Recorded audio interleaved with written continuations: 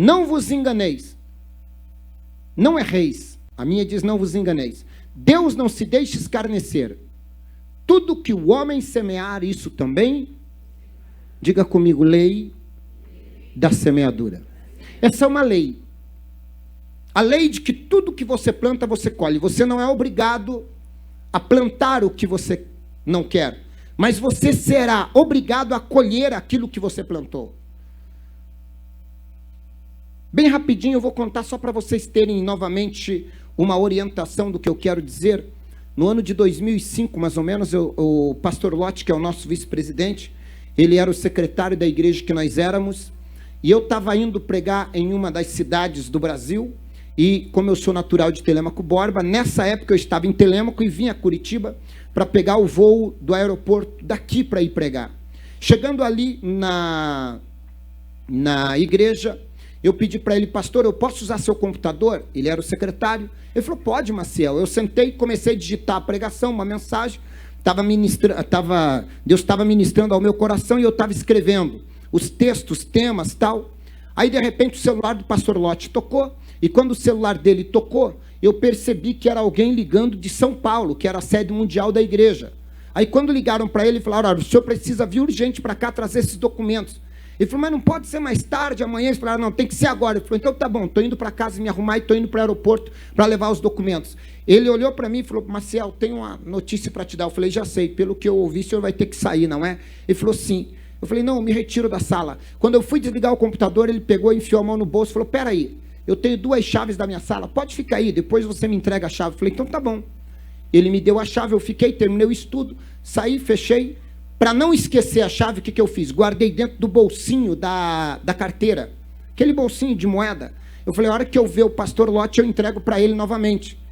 E passou um mês, eu não o vi, porque eu estava na itinerância nessa época, 2, 3, 4 meses, ele foi substituído de secretário. E eu vim para uma reunião posteriormente, e eu conversei com ele, batemos papo, mas eu esqueci, porque ele não me pediu a chave, até porque ele nem estava mais na sala, e eu não lembrei de entregar. Passou uns meses, eu estava passando em frente à secretaria da igreja, eu tinha vindo para o programa de rádio, e quando saía, dava em frente à sala, que era a secretaria, eu vi o irmão Zaqueu, que era um novo secretário, ali com uma chave, um molho de chave, ou vários molhos de chave, tentando abrir a porta, e dizendo, meu Deus, não dá certo, não dá certo. E ele falou, por que eu fui esquecer a chave? Falando sozinho, eu falei, o que foi, irmão Zaqueu? Ele falou, esqueci a chave da minha sala, lá em casa, e era longe onde ele morava. E ele falou, já fui nos seguranças da igreja, que tinha as chaves de todas as salas, peguei o molho de chave, tem umas 30 chaves que eu estou tentando abrir essa porta e não consigo. Eu lembrei que eu tinha uma cópia. Falei, se ele não trocou, eu consigo abrir a porta. Aí eu falei para ele, posso tentar abrir, irmão Zaqueu? Ele falou, pode, me deu o molho de chave. Falei, não, segura um pouquinho aí. Abri a carteira, tirei a chave, falei, vamos ver se ele trocou ou não o miolo. Quando enfiei a chave, girei, abriu. Ele fez assim para mim. Que milagre é esse? Ele falou, você foi chaveiro? Eu falei, não. Isso aí é uma micha? Eu falei, não. Quando ele foi perguntar, eu falei, ladrão também não. Aí, ele olhou para mim e falou, pastor, eu estou com 30 chaves e não consegui abrir. Você com uma chave, em menos de 30 segundos, abriu? Eu falei, irmão Zaqueu, você não precisa de 30 chaves para abrir uma porta. Você só precisa de uma, desde que seja a chave certa. Essa é a chave certa dessa porta, estava comigo. Ele falou, entendi. Qual é o nosso problema? Usa a chave certa em porta errada. Não adianta, não adianta ter 50 chaves, 1000 chaves, se não for a chave certa.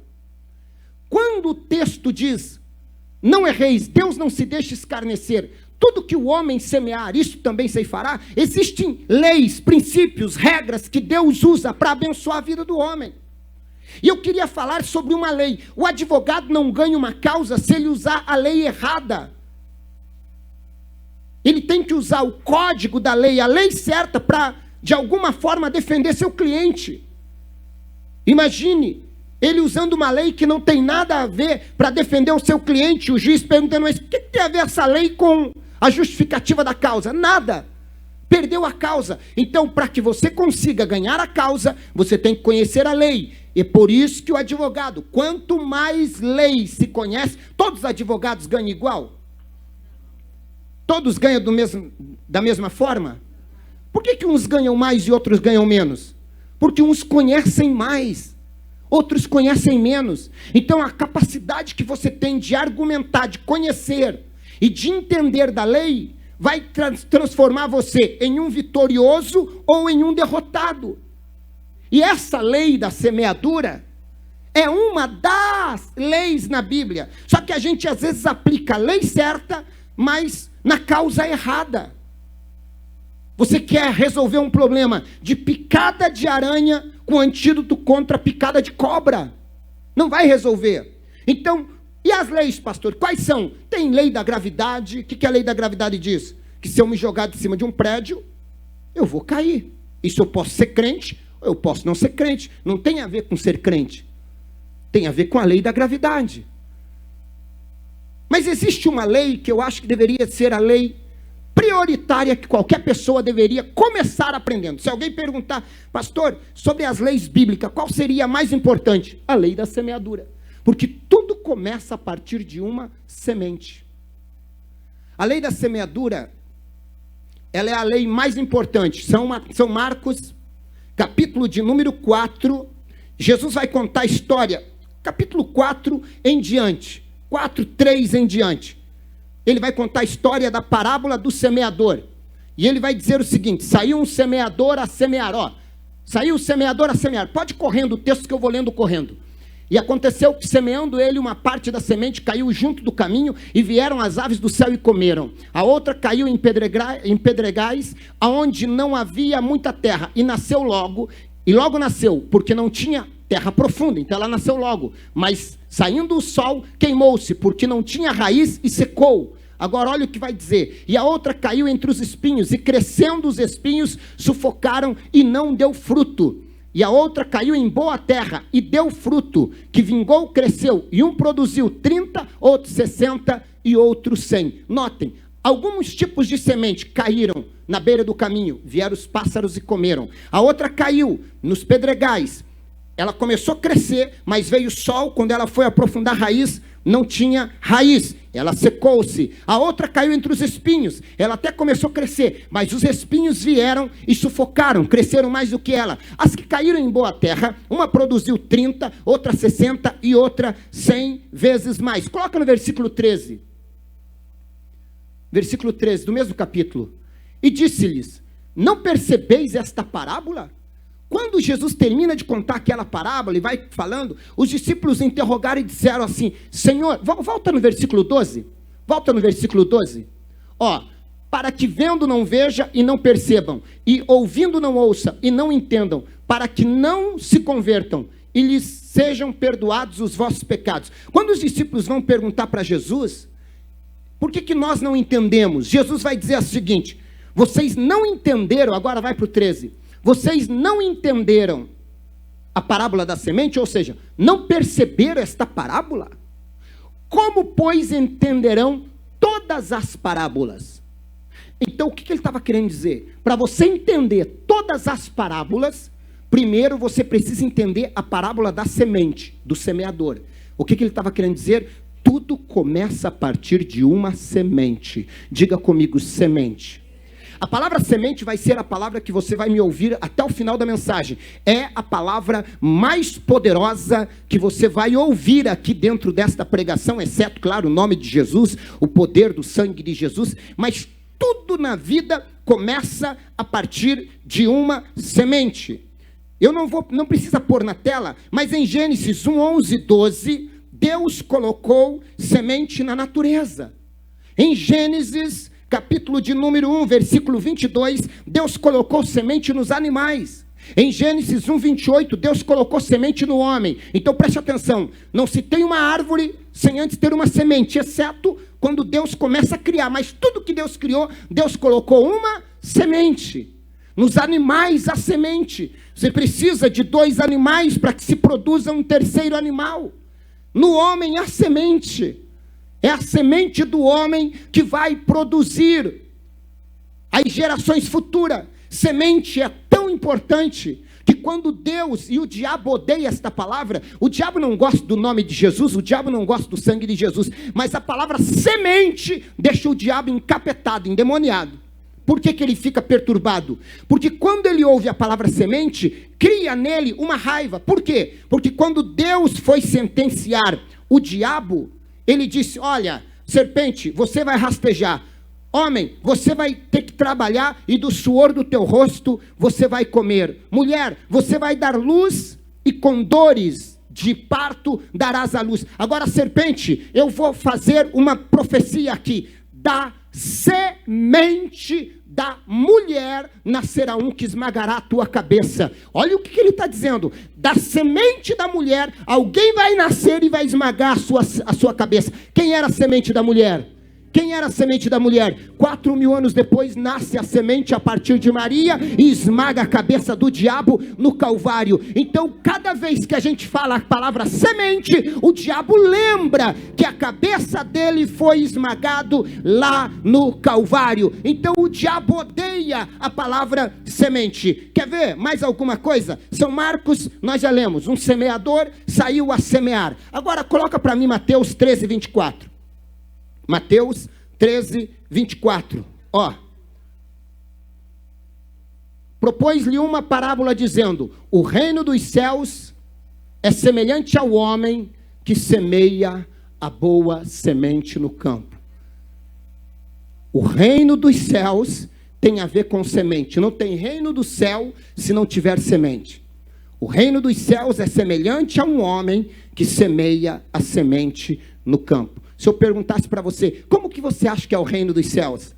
Aí você ia dizer: o reino dos céus, eu vejo um trono, o Senhor assentado no trono, laureado de glória, anjos em volta do trono, dizendo: santo, santo, santo. Aí vem a Bíblia e diz assim, ó: o reino dos céus é semelhante a um homem que semeia a boa semente no campo. É porque se você não aprender a semear a boa semente aqui, não tem reino do céu lá. Então tudo começa aqui, a colheita é a eternidade, mas na terra você tem que aprender a semear a boa semente. Olha o que a Bíblia compara a palavra semente. Mateus 13, 24. Mateus é aqui. Agora, vamos ler Mateus 13, 31. Olha que semente é comparada. Mateus 13, 31.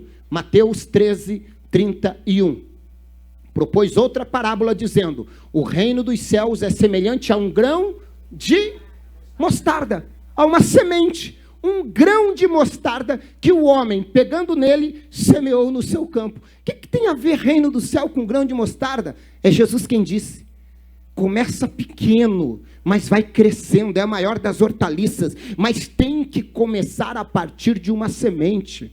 A palavra semente está dizendo: quem não aprendeu a semear aqui na terra, não vai ter colheita na vida eterna. Marcos 4, 26, olha aqui é comparado uma semente. Marcos 4, 26, vamos lá?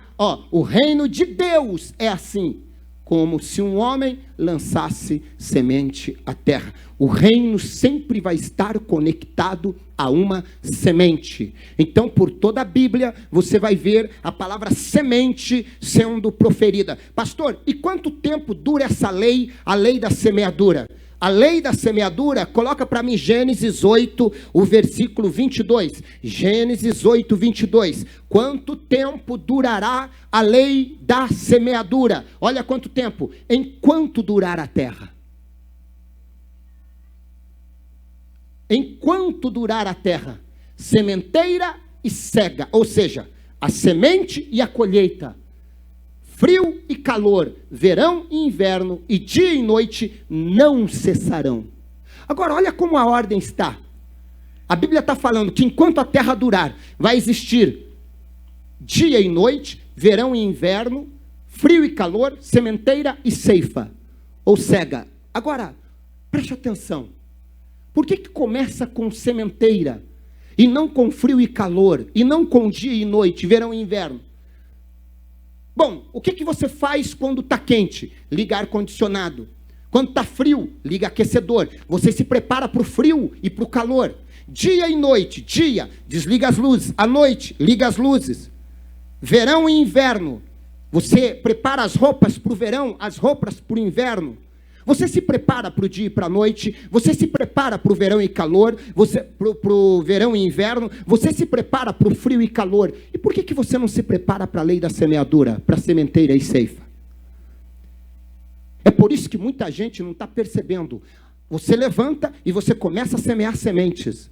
Suas ações são semente, suas palavras são semente. O que você faz é uma semente.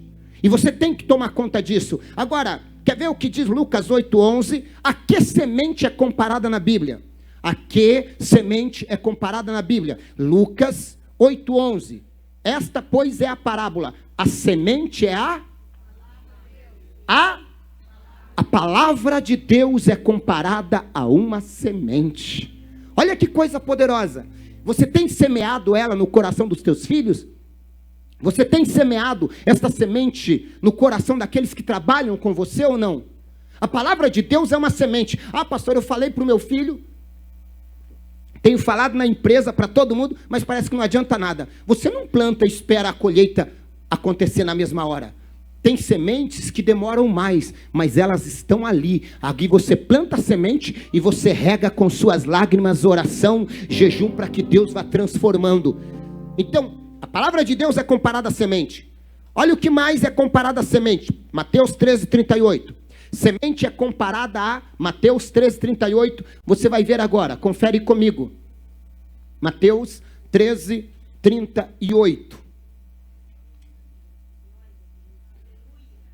Mateus 13:38.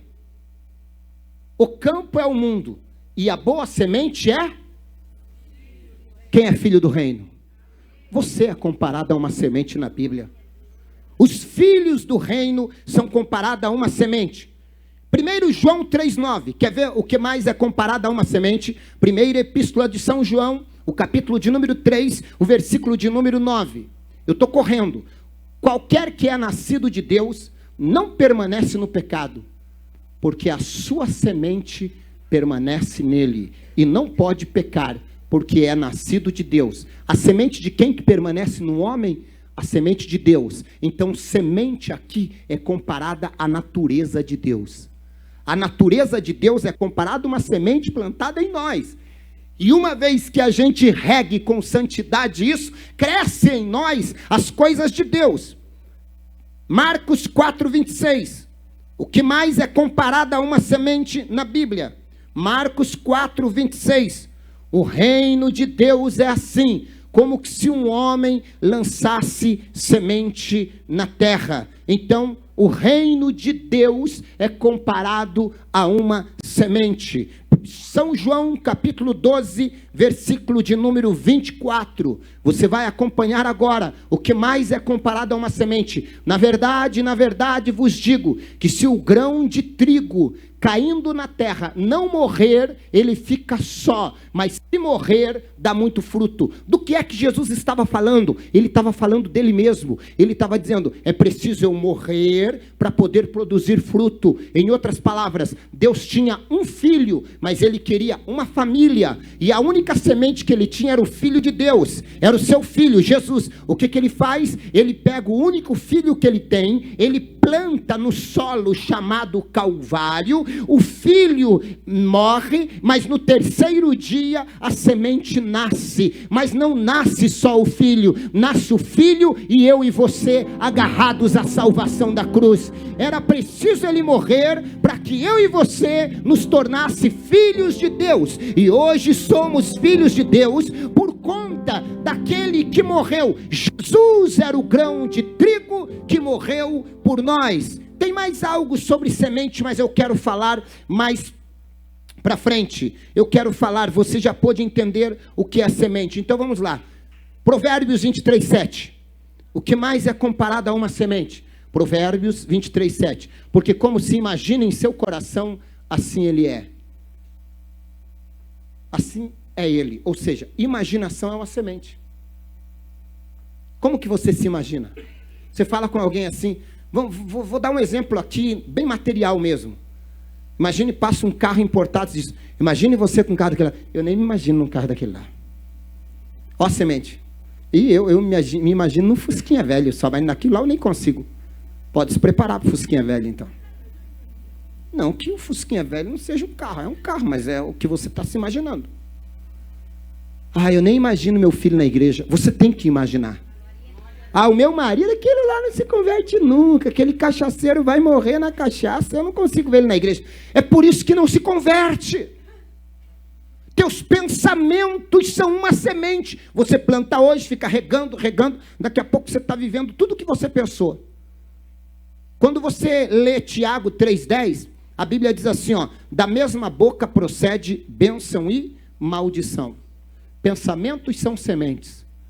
Palavras são semente. De uma mesma boca procede bênção e maldição. Suas palavras podem ser semente de bênção, ou suas palavras podem ser semente de maldição. A Bíblia diz, e não sou eu, é a Bíblia quem diz, que o poder da vida e da morte está na sua língua, na sua boca. Então, que tipo de semente você tem plantado? Nós somos o resultado das sementes que nós semeamos. Espiritualmente falando, se eu quero ser cheio do Espírito Santo, que tipo de semente que eu tenho que plantar? Dinheiro? Claro que não. Dinheiro não compra dons espirituais. Você tem que plantar oração e jejum. Eu queria ser tão usado por Deus. Se você quiser, é só começar a orar e jejuar. O que está te impedindo? Imagine você com uma fazenda enorme, vendo o vizinho do outro lado, que ralou 6 meses para plantar, agora tendo uma colheita de trigo enorme, e você ficou 6 meses dormindo, assistindo novela, assistindo filme, Netflix, e dormindo. Aí quando o vizinho está fazendo a colheita, você diz, eu que queria ser esse vizinho para colher. Nossa, se eu pudesse colher. Por que não plantou?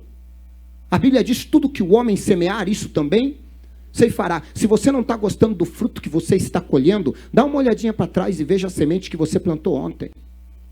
Nós somos o resultado das sementes que nós plantamos no ontem. Nós seremos no amanhã o resultado das sementes que nós estamos plantando hoje. Se você não está gostando dos frutos que está colhendo hoje, então pare de semear e de plantar as mesmas sementes. Mude a sua sementeira e você vai começar a mudar o teu futuro. Não dá para fazer as mesmas coisas e esperar resultados diferentes. Estamos há 20 anos plantando abacaxis e perguntando, por que não nasce maçãs? Você tem que mudar sua sementeira. Quando você muda a sua forma de pensar, você muda a rotina da tua vida. Você tem o resultado que você merece. É doído isso aqui, mas é fato. Suas escolhas decidirão o teu futuro.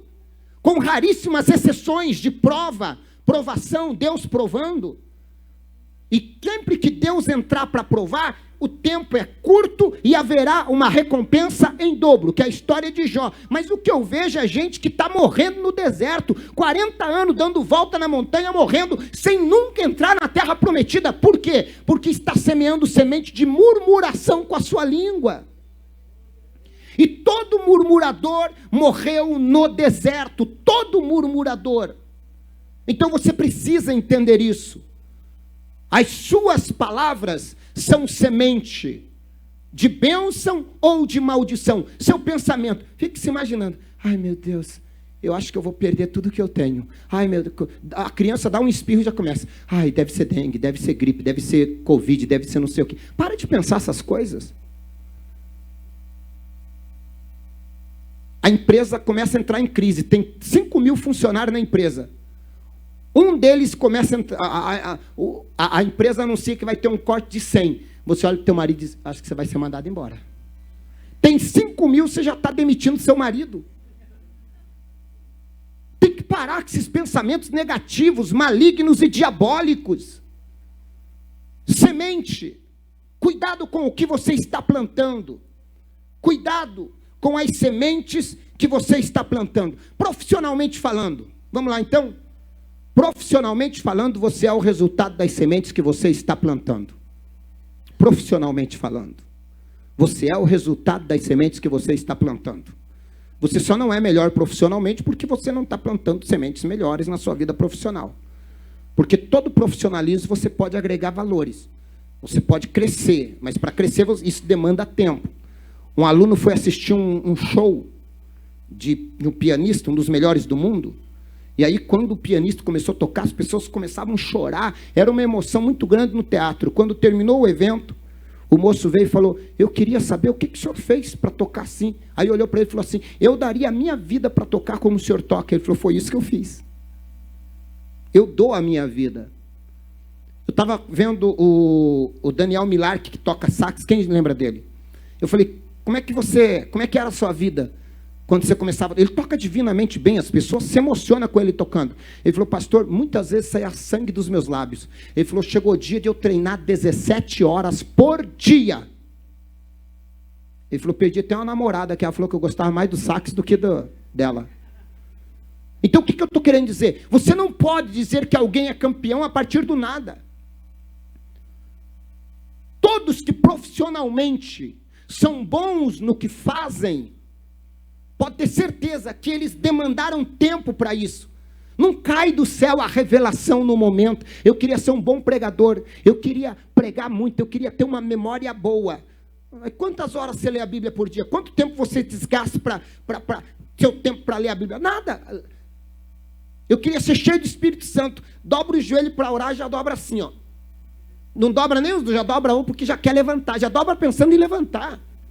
Da onde vai vir revelação? Em oração no quarto fica 5 minutos. Assistindo novela fica 2 horas. Você vai ter revelação do quê? Da Globo, traição, um monte de coisa. Tragédia. Entende o que eu estou dizendo ou não? Nós somos o resultado daquilo que nós semeamos. Profissionalmente falando, espiritualmente falando, emocionalmente, familiarmente falando. Cada tipo de semente vai gerar um tipo de resultado. Eu me lembro de um irmão, eu fui pastor no Rio de Janeiro, e um dia ele chegou com um papel para mim assim, entrou no meu escritório e falou, pastor, pelo amor de Deus, olhe para mim que eu estou para ser preso, pastor. Que é isso, irmão? Vamos orar, Deus vai te dar o livramento. Quando eu fui levantar, Deus falou, pera aí, meu filho, já vai orar para livrar ele da cadeia? Eu falei, vou orar, irmão. Ele falou, ninguém vai preso à toa. O Espírito Santo falou comigo, eu parei, falei, irmão, pera aí, antes de orar, para Deus te dar o livramento da prisão, só me diz uma coisa, o que aconteceu? O senhor está sendo preso por quê? Aí ele falou, não, pastor, é pensão alimentícia. Eu falei, pensão alimentícia? Eu falei, mas eu conheço sua esposa. Ele falou, não, pastor, é de um tempo antigo, antes de eu ser crente, eu arrumei uma mulher e tive um filho e não paguei a pensão. Eu falei, mas então o senhor tem que pagar. Ele falou, sabe o que é? Que eu tive um filho com uma outra também, daí ela vai reivindicar. Eu falei, paga da outra. Ele falou, é que tem a outra, é 3. Ele falou para mim, aí é 3, pastor, dá para o senhor orar? Eu falei, então vamos fazer o seguinte, irmão. O senhor trabalha quantas horas por dia? Ele falou, trabalho 6. Eu falei, então vou orar para Deus preparar mais 6 horas de trabalho para o senhor pagar a pensão dos 3. Isso aqui não é um problema de oração. As crianças precisam de comer. Comer não vai encher a barriga das crianças. O filho é seu, foi o senhor quem fez, o senhor tem que pagar a pensão. É a colheita que o senhor está colhendo pelas sementes que o senhor semeou. Isso aqui não é oração. Senhor, abre a porta do emprego para o teu filho, dá muita força para ele poder cuidar dos 3 filhinhos dele e alimentar. Em nome de Jesus, entreguei o papel e mandei ele sair da sala. Porque as pessoas acham que é assim. Eu vou aprontar no mundo, vou vir para a igreja e vou ficar isento. O ladrão na cruz. Ah, mas o ladrão na cruz encontrou salvação. Era um assassino, um homicida. Alcançou salvação? Alcançou. Só que Jesus falou, hoje mesmo estarás comigo no paraíso. Meu filho, não desce mais não para viver a vida. Vai comigo para o paraíso. Matou, vamos junto. Entendeu ou não? Então são sementes. Eu estava em Cuiabá uma vez, uma irmã. Ela nunca tinha ido na igreja, mas ela me ouvia muito pelo rádio. E um dia o telefone tocou. Quando o telefone tocou, eu atendi, ela falou assim, eu queria falar com o pastor Alexandre, que prega aí no programa. Eu falei, é eu mesmo. Ela falou, meu Deus, eu não acredito que eu estou falando com você. Você é um grande homem de Deus. Eu falei, amém, irmã. Aí ela falou assim, pastor, eu quero que você faça uma oração para mim. Eu quero que você faça uma oração poderosa. E olha que faz uma semana que eu estou esperando para você orar. E hoje eu estou quase saindo para ir resolver uma situação. Faz uma oração. Eu orei. Deus não me revelou nada. Eu falei, amém, irmã, Deus abençoe. Ela falou, pastor, Deus está revelando alguma coisa para o senhor? Eu falei, não. Ela ficou meio sem graça. Eu falei, minha irmã, tem coisa que não precisa Deus revelar. É sobre o que é? Fala para mim. Ela falou, não, pastor, é que eu estou indo prestar o vestibular. Eu queria saber se eu vou passar ou vou reprovar. Aí eu falei assim, você estudou muito? Ela falou, pastor, eu creio tanto em Deus na oração que nem estudei. Eu falei, você vai reprovar. Porque semente de oração não vai resolver problemas profissionais. Senão era muito fácil, eu não entro na escola e tiro 10 em tudo. Não faz sentido isso. Eu tenho que estar com a cabeça no céu, mas os pés meus ainda estão na terra. Entende o que eu estou dizendo? Tem gente que não aprendeu nem viver na terra e já quer ir morar no céu. Então você precisa identificar aonde é que está o problema. É a semente, a forma com que você age, a forma com que você fala, vai determinar o teu sucesso, o seu fracasso. Seus conhecimentos, você domina aquilo que você faz. Esses dias eu fui numa loja com meu irmão ia comprar um carro, aqui no interior. E aí veio um rapaz, ele devia trabalhar uns 5 anos já nesta loja. E ele falou assim, o rapaz falando pra gente assim, ainda bem que vocês vieram falar comigo, porque meu irmão já conhecia ele, e a gente tinha primeiro ido lá, conversado com uma outra moça. Ela falou, olha, agora está na hora do almoço, ele não está aí, se quiser eu atendo. Aí meu irmão falou, não, já estou negociando com ele e tal. Então tá bom, não há problema não, pode vir mais tarde. Eu poderia até atender e repassar a comissão para ele sem problema, a moça falou. Mas o meu irmão falou, eu prefiro conversar com ele. Aí o rapaz falou assim, foi bom vocês me esperar, porque essa moça tem muita sorte, enquanto eu vendo 2, 3 carros por mês, exemplo, estou dando exemplo agora, ela vende 10. Então ainda bem que vocês esperaram por mim, ela tem uma sorte muito grande. Aí fomos fazer um negócio, meu irmão estava junto, e eu fui conversando com ele, e ele ali todo empolgado, meu irmão fazia uma pergunta, ele ia nela e falava, o que você acha, como é que é isso? Aí ela respondia para ele. Aí depois, ele perguntava isso do carro, esse aro aqui, tal. Ele falava, você sabe me dizer se esse aro... Meu Deus, de cada 10 perguntas que a gente fazia para ele, 7, ele perguntava para ela. Falei para meu irmão, não é que ela tem sorte, ela tem habilidade no que faz, ele que não sabe o que faz. Então tem gente que não consegue desenvolver esse tipo de perspectiva de aprender para ser o melhor naquilo que faz. Não consegue. Em 2017, 18, eu queria comprar um carro elétrico por conta das viagens. Falei, bom, eu estou viajando, eu rodava na época uns 10 mil quilômetros por mês, eu fiz umas contas, eu falei, só de consumo de combustível, eu pago a prestação do carro. Se eu evitar com energia elétrica, eu fiz umas contas, eu ia ganhar uns 5 mil por mês de lucro. Na época, eu fui numa agência aqui, e tinha, na época era o Bolt ainda. Hoje tem várias empresas de carro elétrico. Na época tinha bem pouco. Eu fui na Nissan, acho que é o Nissan Leaf, e tinha o Bolt. E eu cheguei lá para perguntar, e eu tinha analisado tudo, algumas coisas. Aí eu perguntei, quanto tempo é de garantia a bateria? Não, isso eu não sei. Quantos mil quilômetros tem de garantia a bateria? Não sei. Quantos quilômetros faz de autonomia? Eu acho que é 180. Isso aqui não paga imposto, não. Paga. Irmão, na época não pagava IPVA carro elétrico. Até o ano passado não pagava aqui. Ela não sabia. Eu falei, não paga, eu já vi. Será que não paga? Aí entrou na internet. Realmente não paga, hein? Você vai ter muita sorte se você comprar esse carro. Meu Deus, como é que alguém que quer vender um carro que não paga IPVA, ele não sabe disso para passar para o cliente? Só sei que depois, eu fiz umas 10 perguntas de coisas que eu não consegui descobrir no site. Ela me deixou sem resposta nova, eu vim embora e não comprei. O que eu estou querendo dizer para você é, a semente que você planta do aprendizado vai trazer resultados para a sua vida.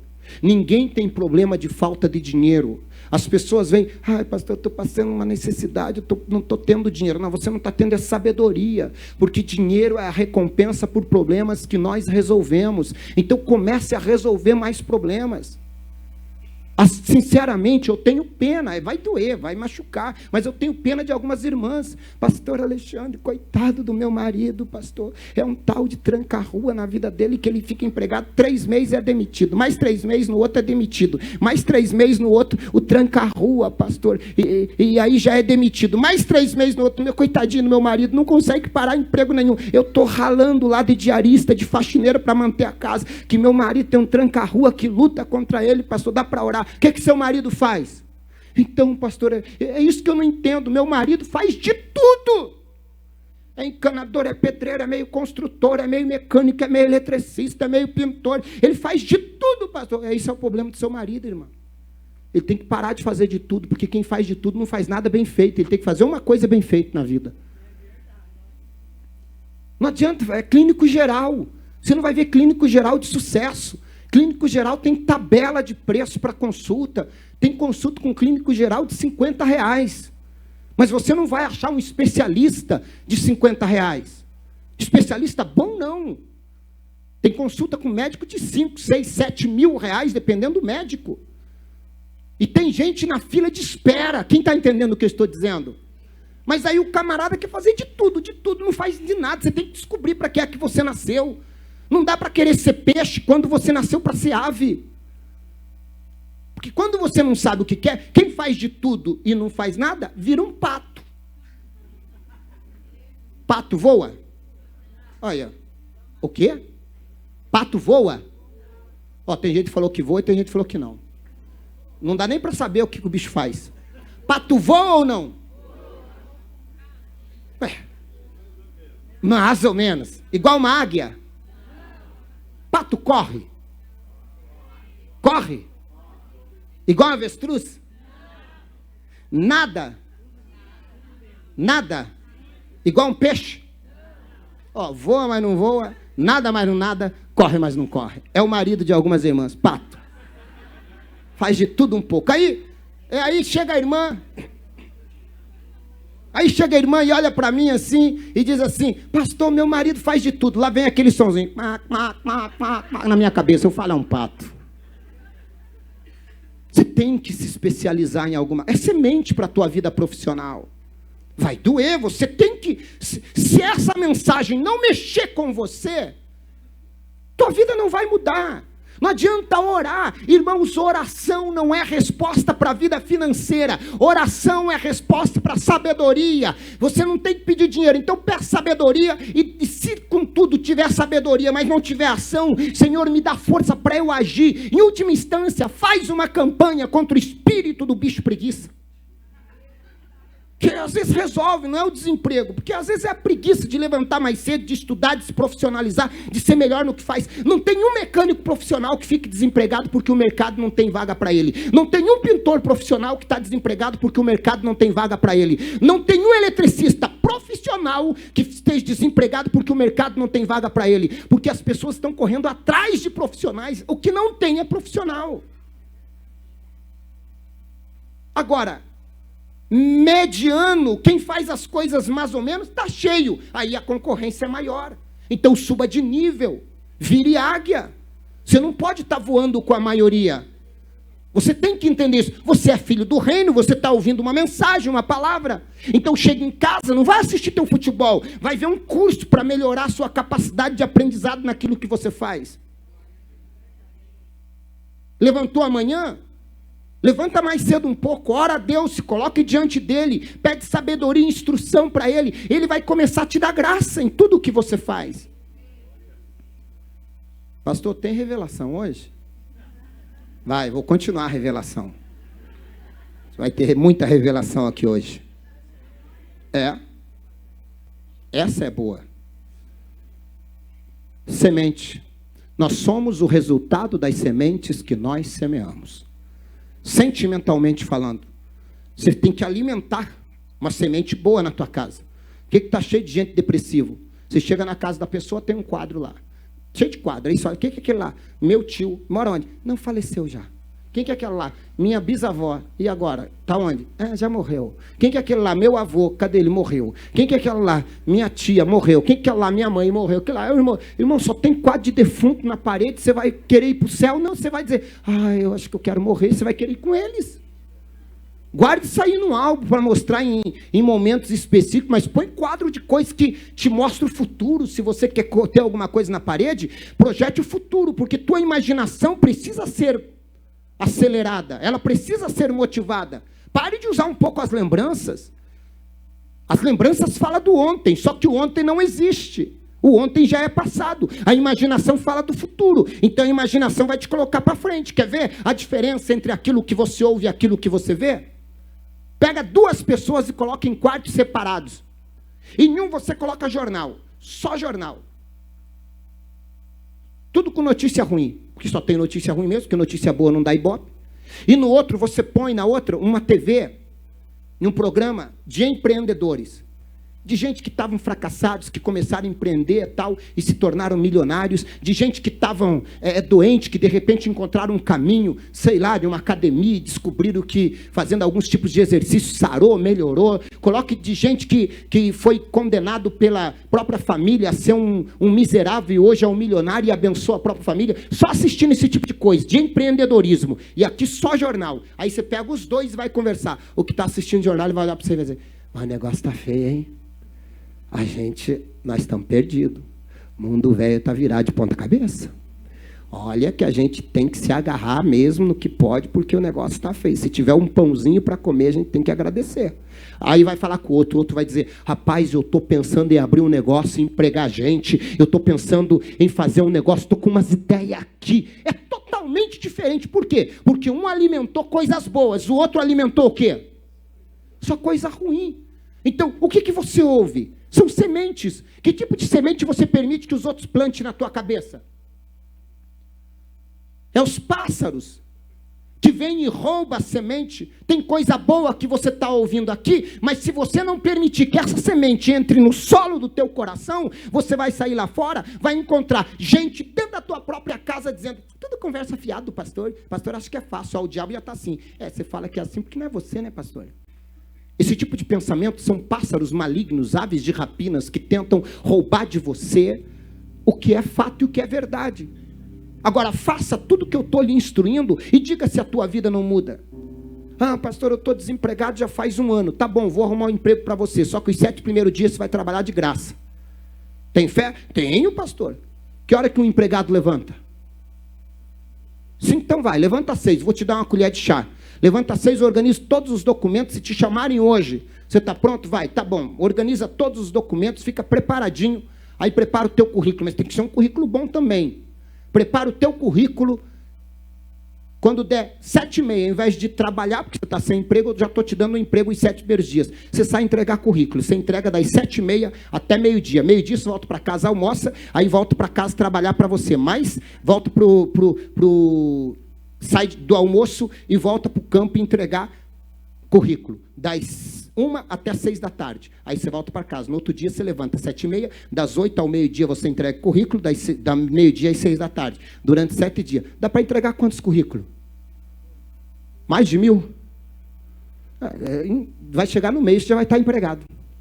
Pastor, mas nem dinheiro para currículo eu tenho. Eu te dou dinheiro para o currículo, pode ficar tranquilo. Se tiver precisar de um sapato para ir, eu compro um sapato para você.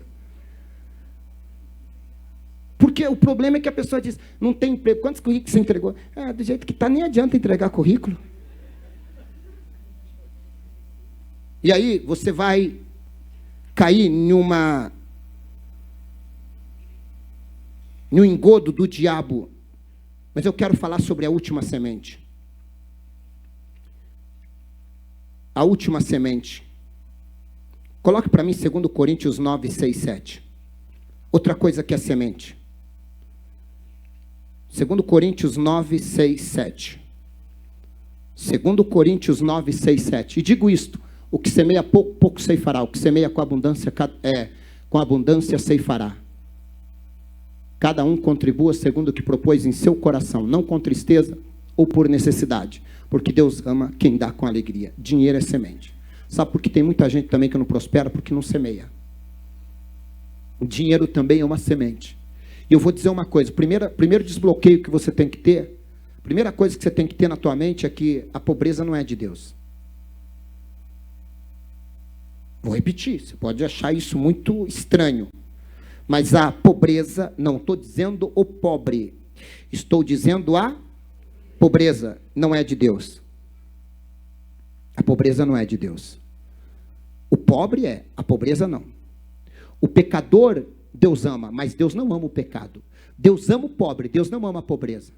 Você ama seu filho? Ama seu filho? Aí seu filho comendo no lixo, vivendo como um mendigo. Você ama o estado dele ou não? Estado de mendigo? Não, você ama o teu filho, mas você não ama o estado que ele está vivendo. Deus ama você, mas o estado, às vezes, que você está vivendo não é a vontade de Deus. Eu vou falar uma coisa para você entender. Eu fiz alguns levantamentos, só para você ter uma ideia, em média, isso lá, pelo ano 2000 para cá, em média, era extraído por ano 525 toneladas de ouro da terra. 525 mil quilos de ouro da terra. Mais de 1.500 quilos de ouro por dia. Isso pode ter aumentado. Por dia eles estão tirando o ouro da terra. As minas de diamante da terra produzem cerca de 800 milhões de gemas de diamante industrial por ano. Quem foi que colocou ouro na terra? Quem colocou diamante na terra? Petróleo é riqueza. Quem colocou petróleo na terra? Aí vamos entender assim, ó. Imagine, não, pense comigo. Deus vai lá, cria o homem e diz: você é meu filho que eu amo tanto. E se você me aceitar, eu vou te dar o céu. Só que a partir do momento que você me aceitar, meu filho, a terra é muito rica. A terra é muito rica. Tem ouro, tem diamante, só que daí não é nada mais para você. Você é meu filho, você vai se lascar. Quando você morrer, você vai para o céu, tá bom? Então deixa os ímpios desfrutar disso. Faz sentido isso ou não?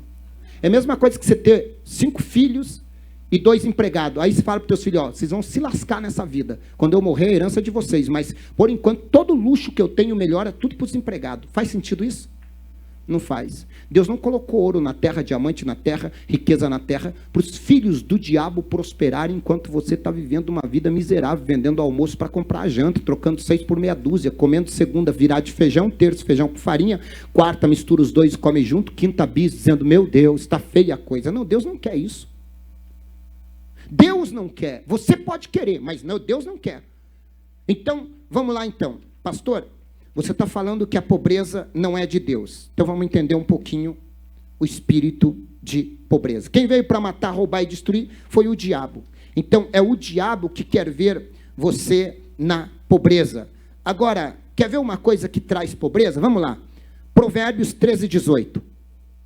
Vou encerrar agora. Já estou encerrando. Provérbios 13, 18. Ó, pobreza, o quê? Pobreza e virão ao que? A instrução. Preste atenção. Se você sai daqui rejeitando a instrução, o que vai sobrar para você? Pobreza e afronta. Então, pobreza e afronta é consequência de não acatar uma instrução. Você vai sair daqui amanhã, meio-dia, você vai acordar falando para tua mãe, para o teu pai, para o teu irmão, para o teu tio, não sei para quem: eu fui no culto ontem, mas o pastor falou uns negócios que eu não acredito. Claro que você não acredita. Se já levantou meio-dia, devia ter levantado 6 se acreditasse. É fato que você não acredita. Porque se acreditasse, ia levantar 6 horas e dizer: não, eu vou fazer o que ele falou. Eu vou ficar 7 dias buscando. Eu vou dizer: Deus abre porta para quem realmente se move. Deus tem muito mais facilidade de atingir um alvo em movimento que um alvo parado. Ó, então pobreza e afronta virá o que? Rejeitar disciplina, a instrução. Então, pobreza é consequência por rejeitar a instrução. Ó, Provérbios 11, 24. Vamos lá. Provérbios 11, 24. Ao que distribui mais, se lhe acrescenta. Agora, ao que retém mais do que é justo, é para a sua perda, pobreza. A minha Bíblia diz: um homem distribui mais e enriquece. O outro retém mais do que é justo e empobrece. Então, pobreza é por você ser injusto e reter mais do que é justo. Toda pessoa que retém o que não é dele, ele vai perder. Você vai num posto de gasolina abastecer. O frentista vem, quando ele está abastecendo, você fala: lava o vidro para mim. Aí ele chama o outro frentista para ajudar. Fala: vai lavando o vidro enquanto eu abasteço. Aí o outro vai lá, lava o vidro, e chega um outro carro, ele vai abastecer outro carro. A hora que terminou de abastecer, você vai lá e fala assim: ó, paga o combustível, e você diz assim: ó, R$20, divide com outro rapaz que lavou o vidro. Aí o frentista que pegou o 20, vê você saindo com o carro e indo embora. Ele diz: vou dividir nada, vou ficar aí com esse R$20 para mim. Você acha que ele está sendo justo? Então ele está atraindo o quê? Pobreza.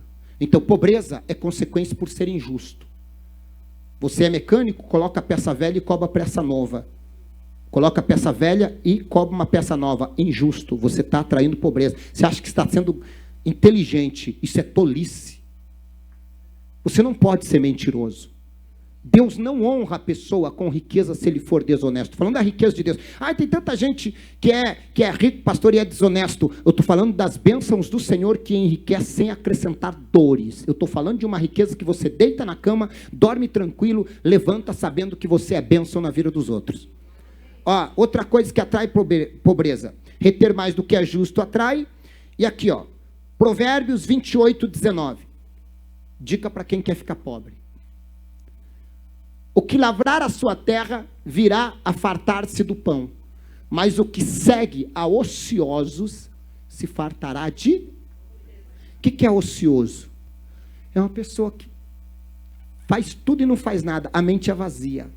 Sabe aquela pessoa que fica dentro de casa, ai meu Deus, não sei o que eu vou fazer, eu tenho que fazer isso, aí acaba não fazendo, não, vou fazer isso, eu vou fazer, eu nem sei o que eu faço, vou sentar, vou assistir. Ele não faz nada na vida, gente de mente vazia, gente que não é criativo, gente que não pensa, gente que tudo não dá, mas é difícil, mas é cansativo, mas é impossível, mas a gente não... Irmão, fuja desse tipo de gente, que senão você vai se fartar de pobreza. Outra coisa que atrai pobreza, eu estou lendo a Bíblia, Provérbios 10, 4, olha o que diz. Provérbios 10, 4. O que trabalha com a mão displicente empobrece. A mão displicente é a mão enganosa. É aquele que em épocas de... Você vai lá no supermercado e diz, tem algum emprego aí? Eles até entregar panfleto. Aí eles te dão lá, vou mostrar aqui, Aí eles te dão lá um maço desse aqui de panfleto. Diz, R$100 para você distribuir todos os panfletos aí de casa em casa. Aí você sai, distribui 30, o resto você acha um bueiro e joga fora. Além de entupir o bueiro da cidade, trazer um problema, você ainda está enganando. Aí eu te pergunto, essa pessoa vai prosperar? O que a Bíblia diz que essa pessoa vai empobrecer, porque está trabalhando com a mão enganosa. O que trabalha com a mão enganosa empobrece. Então não ache que você está sendo inteligente. Não ache, eu não ganho o suficiente para ficar me ralando aqui. Então não assuma a responsabilidade de fazer. Chegue no patrão e diz, olha, dá para aumentar? Não. Então eu estou me demitindo porque eu não acho que é justo o salário. Mas não assuma fazer o que você faz, o salário que você ganha, dizendo que faz e não fazendo. Outra coisa, tem gente que trabalha de guarda noturno, que leva até escondidinho dentro de uma mochila, um colchãozinho para dormir, e põe despertador para despertar, sabendo que o chefe pode chegar lá por 5 da manhã, fica dormindo. Você não está ganhando para dormir, você está ganhando para vigiar, então você tem que ficar vigiando, senão você está roubando teu patrão. O patrão sai, vou dar uma sentada. A hora que ele escuta o ronco do carro, ele diz, aí ele vai lá e trabalha, servente pedreiro. Chega lá, só na frente do patrão, você está roubando seu patrão. A Bíblia diz assim, que é para você fazer aos homens como se estivesse fazendo a Deus. Porque toda a recompensa o Senhor trará para você. Então não faça só na frente dos outros. Faça como se fosse o patrão Deus. Você vai ver a tua vida mudar. Então, outra coisa que atrai pobreza. Aqui não tem ninguém. Provérbios 6, 9 a 11. Aqui, preguiçoso. Até quando ficarás deitado? Quando te levantarás do teu sono? Um pouco para dormir, um pouco para tosquenejar, um pouco para repousar de braços cruzados. Assim te sobrevirá a tua pobreza como um homem armado, como um meliante, e a tua necessidade como um homem armado. Ei, é aquele tipo de pessoa que ele põe para despertar o celularzinho dele 30 vezes na soneca, aquele negócio de soneca. 6:10, vou dormir mais um pouco.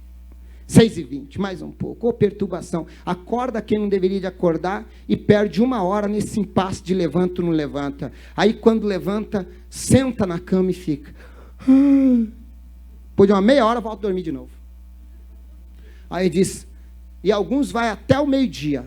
Aí quando vai para a cozinha, a esposa ainda acorda com a esposa batendo, dizendo, amor, já está pronto o almoço. Aí ele vai lá, tem um viradinho de feijão, com ovo frito para dividir em 2. Mas não tem 2 ovos, meu irmão? Não tem, era o último ovinho, meu bem. Aí ele olha para ela e diz, é a vinda de Jesus, né? Não é a vinda de Jesus, não, é a tua preguiça de levantar, carpir um lote, sei lá, fazer alguma coisa. Entende o que eu estou dizendo ou não?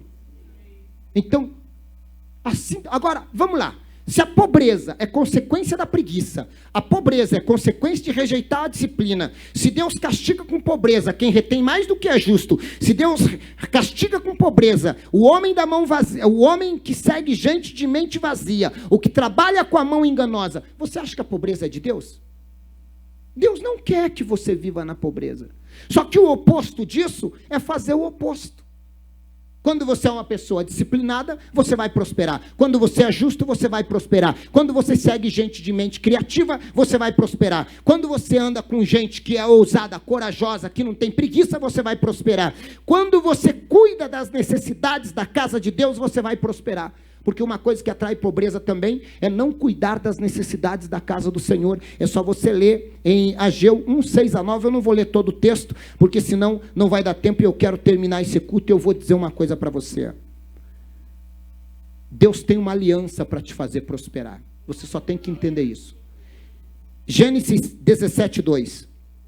Gênesis 17:2. Olha o que vai dizer. Firmarei e porei a minha aliança entre mim e ti, e te multiplicarei grandissimamente. Deus fez uma aliança com Abraão. Agora, Gênesis 22:17. Olha o que vai dizer a aliança de Deus ainda. Gênesis 22:17. Que deveras te abençoarei grandissimamente, multiplicarei a tua descendência como as estrelas do céu, como as areias que está na praia do mar. E a tua descendência possuirá a porta dos seus inimigos. Agora, Deus fez uma aliança com Abraão. A aliança desce. Em Gênesis 13:2, olha o que Deus faz. Em Gênesis 13:2, olha o que vai dizer. E era Abraão muito em gado, em prata e em ouro. Ah, pastor, Abraão era rico espiritualmente. Eu acho que a riqueza é... Não, ele era rico espiritualmente. Ele foi o pai na fé. O homem que conheceu Deus pela fé como pai. Mas também ele tinha muito gado, muita prata e muito ouro. Ele era rico. Bom, a Bíblia diz que Deus fez uma aliança com a sua descendência. Então a aliança desce. Agora vamos lá para Isaac, Gênesis 26:13. Está falando do filho de Abraão agora. O pai, agora o filho. Engrandeceu-se o homem e enriquecendo até que se tornou muito poderoso. Deus enriqueceu a Isaac. Isaac foi pai de Jacó. Gênesis 30:43. Olha o que vai dizer. Gênesis 30:43, está falando de Jacó agora. E cresceu o homem em grande maneira, e teve muitos rebanhos, servos e servas, e camelos e jumentos. A bênção desceu. Agora, olha o que diz 2 Coríntios 8:9. 2 Coríntios 8:9. 2 Coríntios 8:9. Porque já conheceis e sabeis, porque já sabeis a graça de nosso Senhor Jesus Cristo, que sendo por amor de vós, se fez, para que, pela sua pobreza, aí você vai dizer assim, não, isso é espiritual. Irmão, me mostra onde que Jesus espiritualmente foi pobre. Não faz sentido dizer que Jesus espiritualmente foi pobre. Mas ele se despiu de toda a sua glória, sua riqueza, e veio a esta terra, para que você fosse próspero e abençoado. Essa é a vontade de Deus. Mas tudo isso é uma questão de você querer. De você querer. Você tem que crer. Sua mente tem que estar preparada. E a semente tem que ser semeada. A primeira semente que você tem que semear é na tua mente.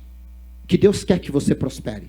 E aí você vai viver a partir dessa perspectiva. Você tem que mudar o solo. E às vezes tem que arrancar a árvore que a gente permitiu nascer desde a infância dos nossos pais, porque esse atestado de pobreza para morar no céu, quem nos deu começa lá na Igreja Católica, quando dizia que todo mundo tinha que vender tudo, dar à Igreja Católica, porque quanto mais humilde fosse, mais pobre fosse, melhor era para o papado, melhor era para os padres, melhor era para a Igreja Católica. Era horrível para aqueles que se desprendiam de tudo, vivendo um atestado de miséria para o resto da vida, o que nunca foi a vontade de Deus.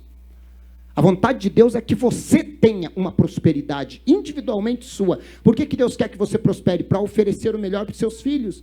Por que Deus quer que você prospere?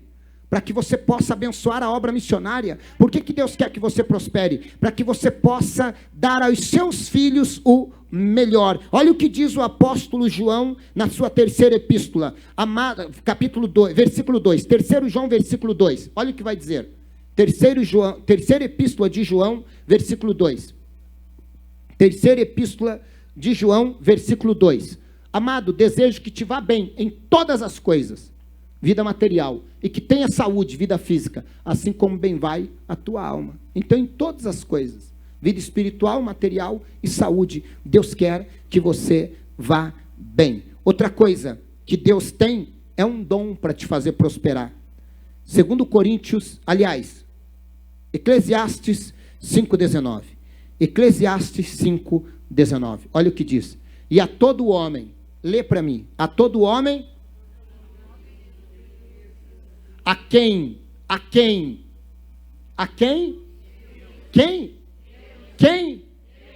Deu o quê? O que Deus deu? Então não foi o diabo? E a todo homem a quem Deus deu riquezas e bens, e lhe deu poder para delas comer e tomar da sua porção e gozar do seu trabalho, isto é, riqueza é um dom de Deus. Deus vai te dar o dom da riqueza aqui hoje. Você tem que crer. Você tem que acreditar. Você tem que sair dizendo, não, a minha vida vai mudar a partir de hoje. Deus vai me dar ideias, Deus vai me dar honra. Eu vou semear a semente da riqueza, que eu quero ver a obra do Senhor prosperar muito mais rápido. Eu quero ver a obra do Senhor prosperar muito mais rápido. Provérbios 13:22 diz assim, um homem de bem deixa a herança aos filhos dos filhos, e a riqueza do pecador é depositada para o justo. Salmos 35:27 diz assim, cantem-se alegre todos que alegre-se e digam continuamente, o Senhor que se alegra na prosperidade dos seus filhos seja engrandecido. Deus se alegra na prosperidade dos seus filhos. Se você tem filho, olha lá, ó, o Senhor que seja engrandecido, o qual ama a prosperidade do seu servo. Deus ama a tua prosperidade. Então não faz sentido Deus amar aqui e odiar lá na frente, não. Deus sempre vai amar um filho dele prosperando, mas você tem que ver o que você está fazendo a mais para mudar a tua vida. Se você vai continuar do mesmo jeito, fazendo as mesmas coisas, não vai mudar a tua vida. Você tem que ir além. Você tem que dizer, Senhor, eu quero mais, eu quero uma ideia a mais, eu quero dar um passo a mais, eu quero ser mais fiel, eu quero te honrar, eu quero colocar o Senhor como prioridade. Encerrando em Ageu 2:8, Deus diz assim, minha é a prata, meu é o ouro, diz o Senhor dos Exércitos. Entenda isso, a prata e o ouro é de Deus, Ele dá a quem Ele quer. Talvez não te deu porque você não está preparado para ter, não que não seja a vontade dEle, porque a mesma água que mata a sede, mata afogado. Tua mente não está preparada para a riqueza. Você olha para uma pessoa rica e você ignora e diz assim, deve estar roubando, deve estar fazendo isso. Você atribui a riqueza a alguém que rouba, você atribui a riqueza a alguém que é traficante de droga. Sempre você está associando a riqueza a algo ruim. Você não pode ver a casa de uma mansão, você diz, eu não queria ter uma mansão daquela lá, preferi morar numa casinha simplesinha igual a minha do que numa mansão e ser infeliz, já julgando que a pessoa é infeliz. Você nem conhece a pessoa, se é infeliz ou não. Eu estava andando com um pastor de carona com ele algum tempo atrás em uma das cidades do interior, e esse pastor falou para mim, quando passou uma caminhonete em frente ao carro dele, falou, essa mulher dessa caminhonete é a mulher mais rica dessa cidade. Minha filha trabalhou para ela. Ele olhou para mim e falou assim, pensa numa mulher deprimida e infeliz. É a mulher mais rica, mas também é a mulher mais infeliz dessa cidade. Aí ele, depressiva e infeliz. Aí ele olhou para mim e falou, pastor, você já viu um rico feliz? O que ele estava querendo dizer? Que todo rico é por causa da riqueza. Quando ele olhou para mim e falou, você já viu um rico infeliz? Eu entendi a colocação dele. E eu falei assim, meu irmão, eu já vi muito pobre infeliz. Ele olhou para mim. Porque ele me pergunta, você já viu um rico feliz? Eu falei, eu já vi muito pobre infeliz. Tem muito pobre infeliz mesmo, porque não tem Jesus, né? Eu falei, tem rico também infeliz que não tem Jesus. Porque se tiver Jesus, rico ou pobre, você é feliz. Agora, riqueza ou pobreza é uma escolha. É uma escolha. Felicidade tem a ver com o que você tem no coração. Tristeza e alegria com o que tem na alma. Riqueza e pobreza com o que tem no bolso. Agora, eu vou dizer uma coisa, você pode ser muito mais feliz fazendo bem pelos outros. Jesus diz, mais bem-aventurado é dar ou é receber? Dar. Então, todo rico que entende isso e vai dar, ele vai ser muito mais feliz.